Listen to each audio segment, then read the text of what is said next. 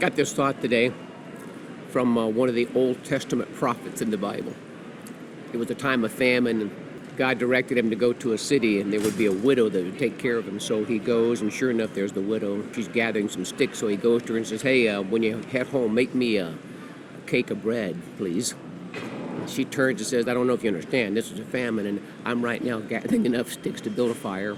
I've got just enough flour and just enough oil to make one small cake for my son and I. We're going to eat it, and we're going to die." That was her perspective. He said, no, I have a word for you from God.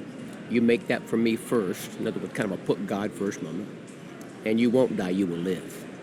How important it is to have the right perspective. Her perspective was, it's over, I'm going to die. His perspective is, you're going to live. And it is literally a perspective.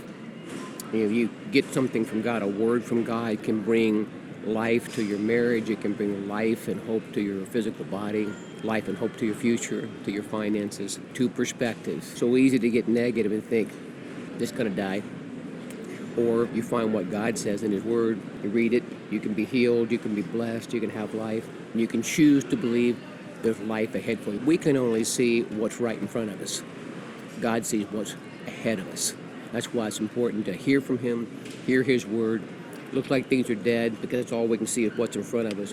But just ahead of us, there's a life-giving fountain when you trust God and you gain His perspective. You will live. You will not die.